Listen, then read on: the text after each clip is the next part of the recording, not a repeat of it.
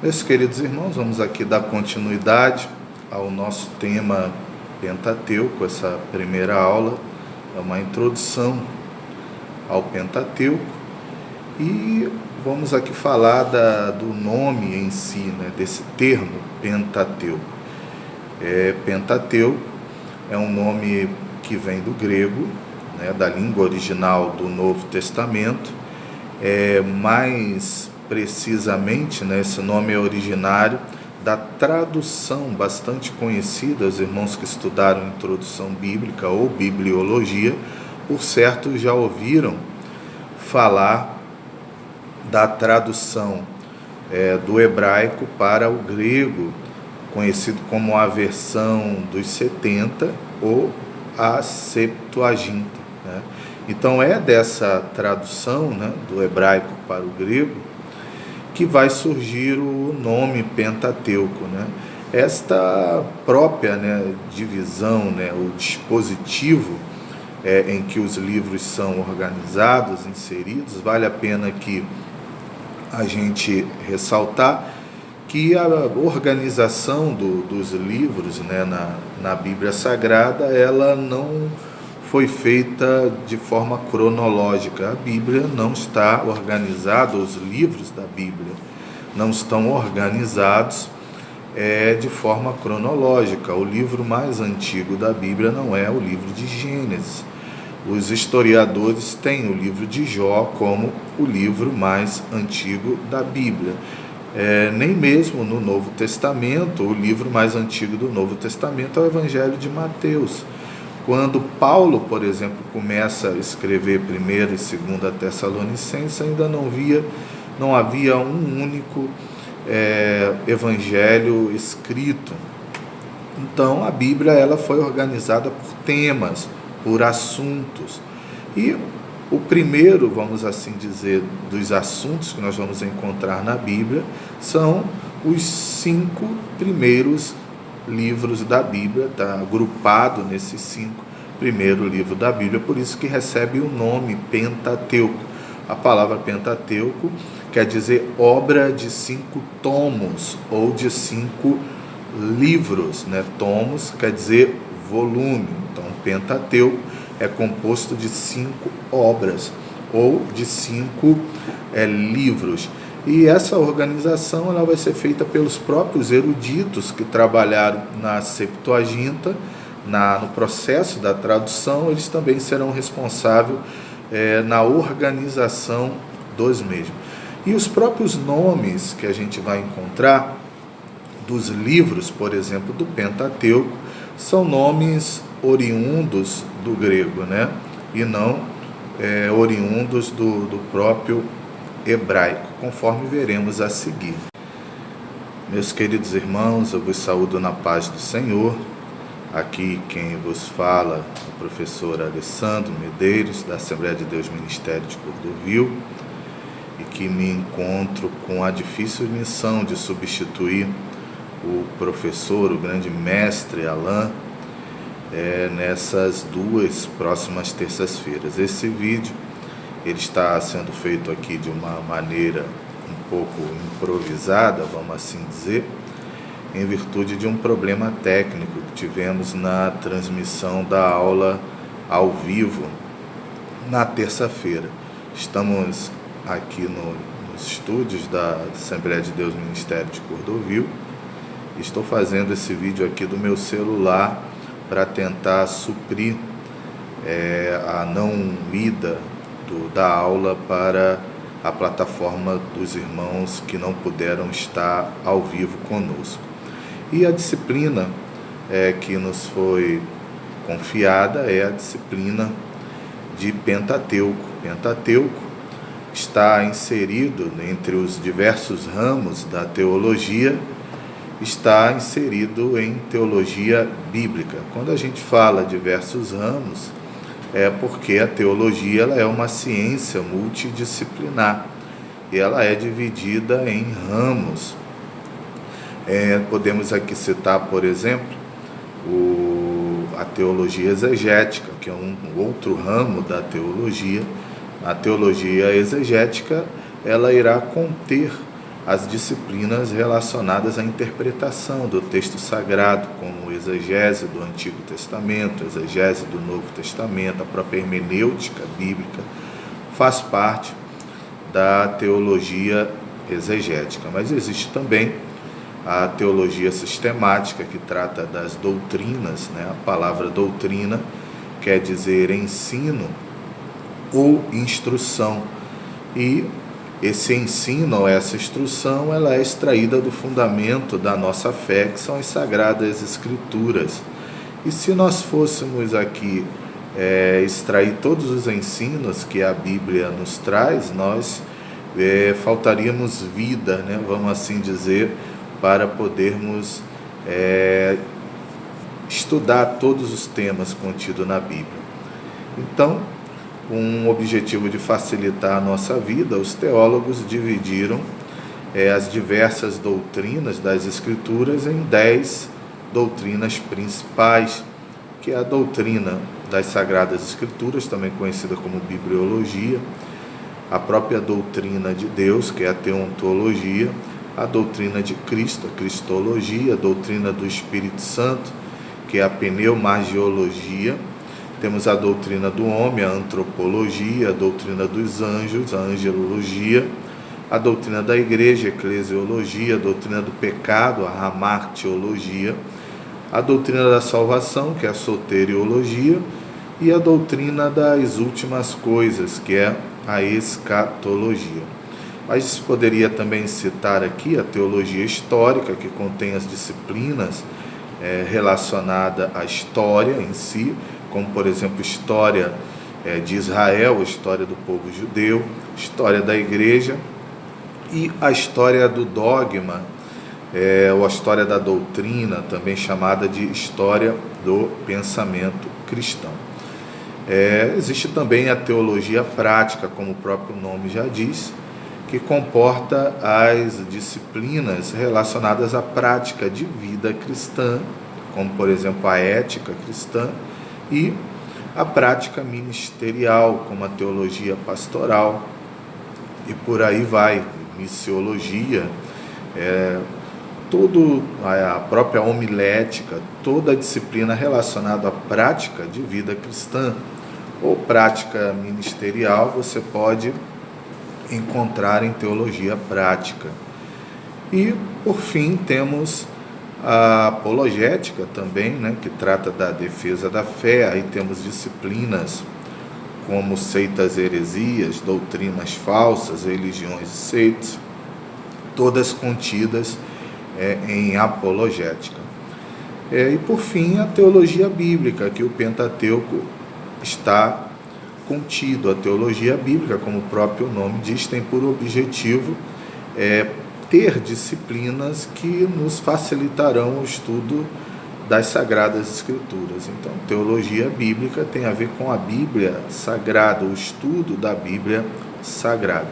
Aí nós vamos ter, por exemplo, disciplinas como geografia bíblica, Antigo Testamento, Novo Testamento, a própria teologia do Antigo Testamento, a teologia do Novo Testamento, que visa estudar não somente a Bíblia como um livro, ou seja, a estrutura da Bíblia, suas divisões, suas personagens principais, todo o ambiente histórico, cultural contido nas Escrituras, mas também ela busca nos levar a estudar a Bíblia como a palavra de Deus, cujo foco principal está na sua mensagem, o que Deus quis dizer para nós na antiga aliança, na nova aliança, ou naquele livro, ou no outro livro, ou numa determinada epístola.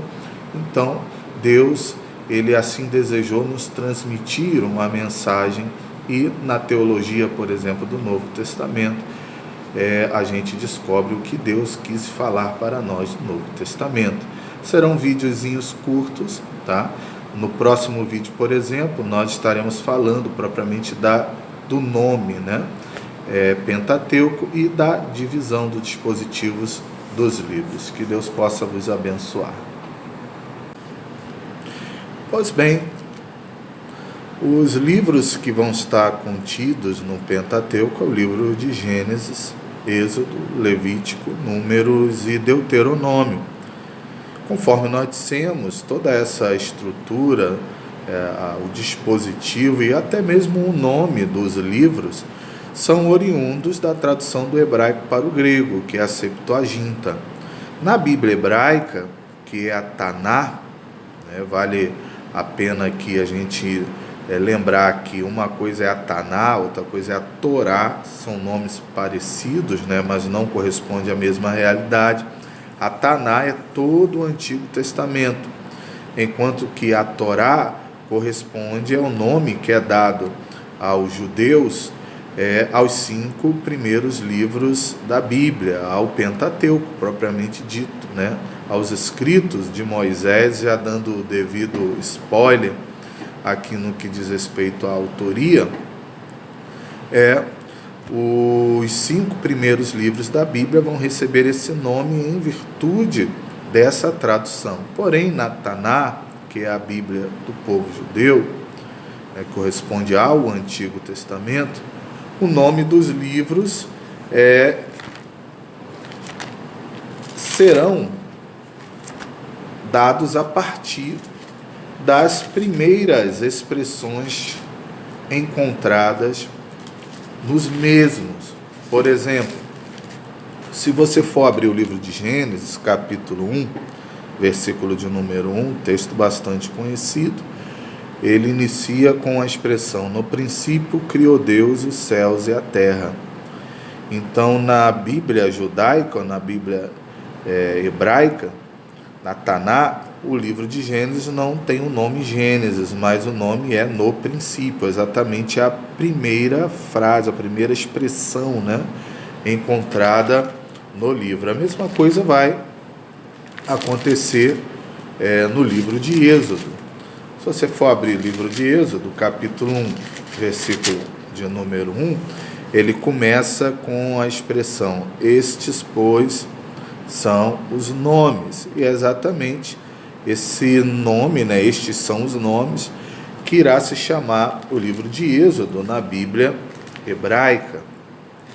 O mesmo vai acontecer com o livro de Levítico. Se você abrir o livro de Levítico, capítulo 1, versículo de número 1, ele começa: e chamou o Senhor a Moisés. Então, Levítico, na Bíblia hebraica, se chama e chamou. No livro de Números, que é o livro que nós vamos dar uma ênfase maior nesse estudo, no livro de Números irá ocorrer a mesma coisa. Números 1, versículo 1, diz assim: falou mais o Senhor a Moisés no deserto. Então, o livro de Números se chama no deserto, na Bíblia hebraica. Em Deuteronômio, a mesma coisa. Deuteronômio, capítulo 1, versículo de número 1, diz: estas são as palavras. Então, no livro de Deuteronômio, na Bíblia hebraica, estas são as palavras, será o nome do livro na Bíblia hebraica em si. E o livro de Gênesis, por exemplo, falando aqui um pouco da estrutura de cada um dos livros, ou do tema de cada um dos livros, o livro de Gênesis ele vai ser conhecido como o livro dos princípios, ou no livro das origens. Mas é importante a gente entender que não é a origem de Deus, não estamos tratando da origem de Deus, mas por que não da origem de Deus? Porque Deus não tem princípio, Deus é atemporal, Deus ele possui o atributo da eternidade. O próprio Senhor Jesus ele é chamado pelo profeta Isaías, no capítulo 9, versículo de número 6, de o Pai da eternidade. Então, por quê? Porque ele não tem nem fim e nem princípio. Mas de que então trata o livro de Gênesis? Trata da origem, por exemplo, do universo, de todo o mundo geográfico, dos seres viventes, do sol, da lua, das estrelas, todo o mundo geográfico em si, e tudo que nele está inserido, nós vamos encontrar no livro de Gênesis. assim como também a formação, né, as origens da formação da nação de Israel. Então, por isso, né, que o livro de Gênesis é conhecido como o livro das origens. E o livro de Gênesis, ele vai encerrar, por exemplo, falando da história de José, que é bastante conhecida, onde através de José a família de Jacó chega até o Egito. Então a gente pode ver com isso que, embora nessa divisão os livros, né, do Pentateuco não correspondem aos livros históricos, estão na outra seção, mas ele poderia muito bem estar inserido, né, nos históricos, porque trata-se de uma sequência histórica, né? E também aqui podemos, numa espécie de esboço do livro de Gênesis, por exemplo, do capítulo 1 até o capítulo 11, nós temos a história primitiva, que vai de Adão até a Torre de Babel, e do capítulo 12 a 50, a história patriarcal, que vai de Adão até José. Então, conforme nós falamos no vídeo anterior, o livro de Gênesis acaba com a família, né, de Jacó no Egito. E o livro de Êxodo ele irá começar exatamente com a família de Jacó no Egito.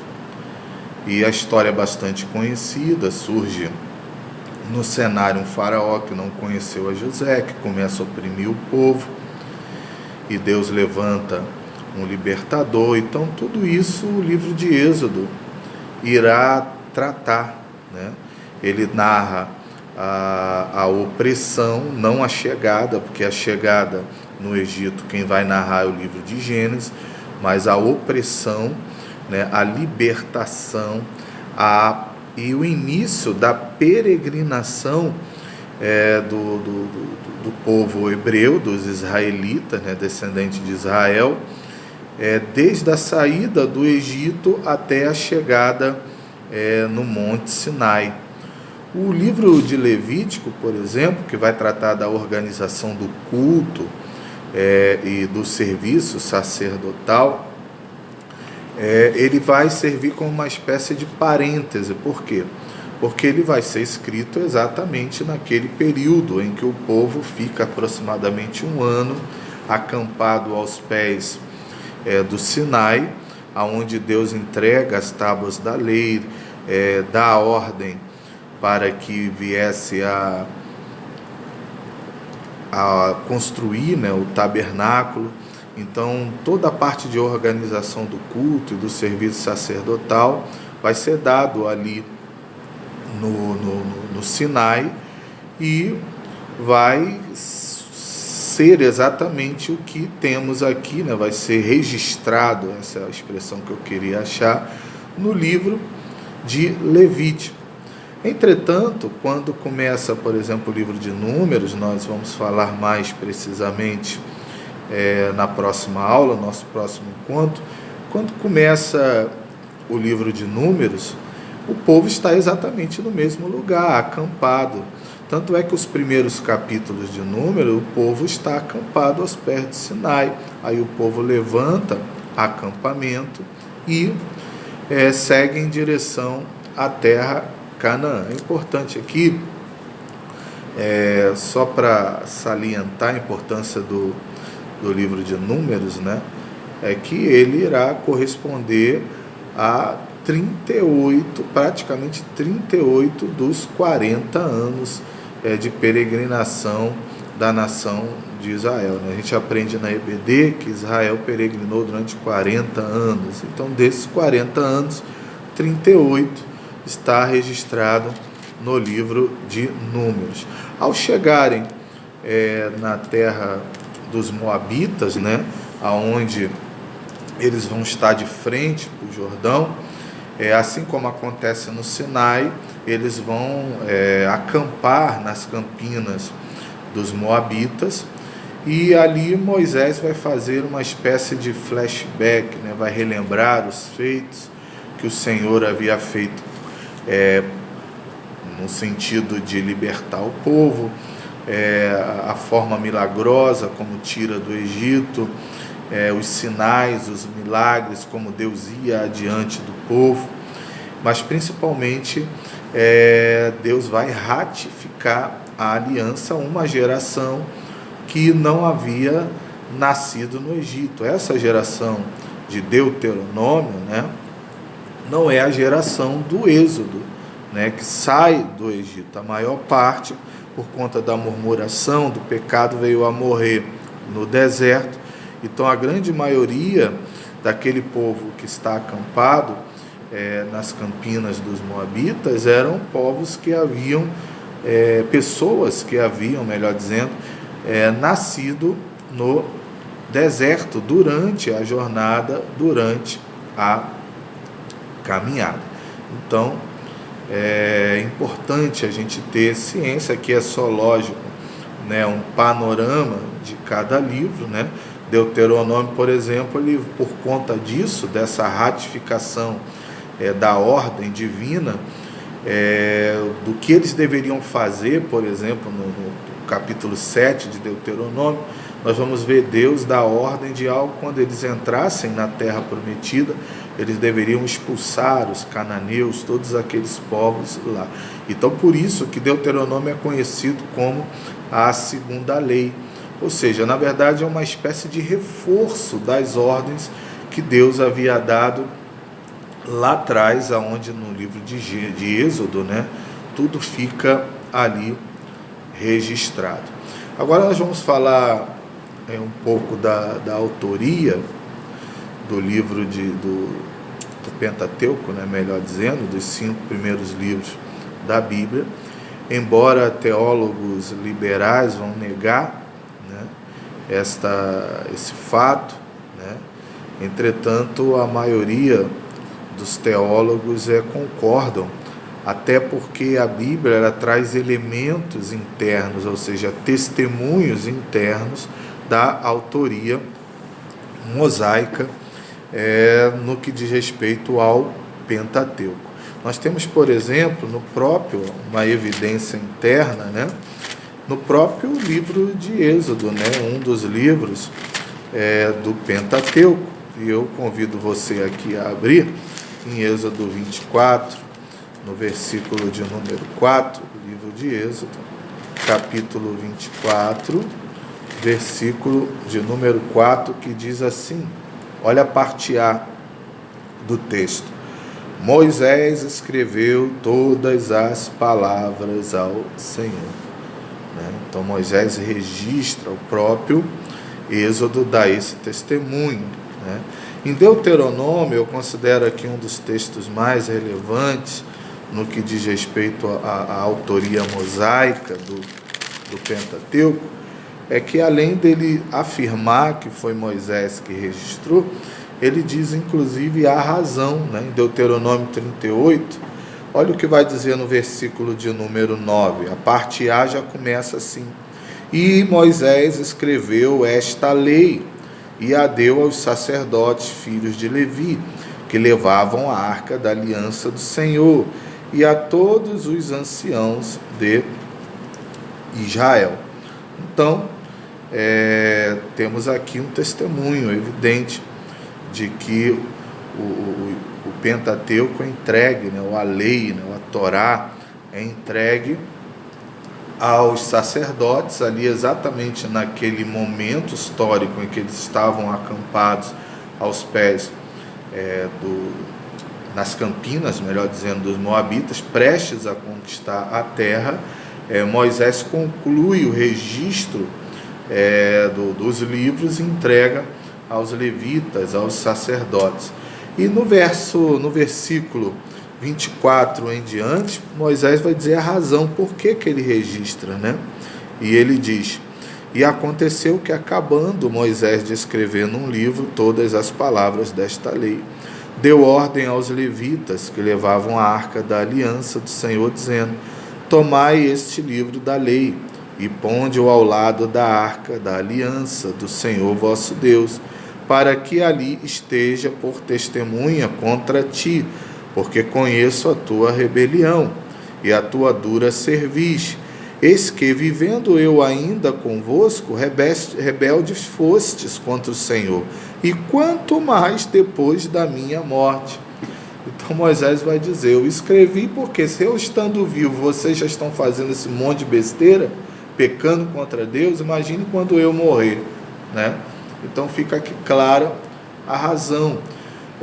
Os próprios discípulos do Senhor, se a gente for abrindo já no Novo Testamento, por exemplo, o Evangelho de Marcos, no capítulo de número 12, Marcos capítulo 12, versículo de número 19, Marcos capítulo 12, versículo de número 19, olha o que os discípulos vão falar.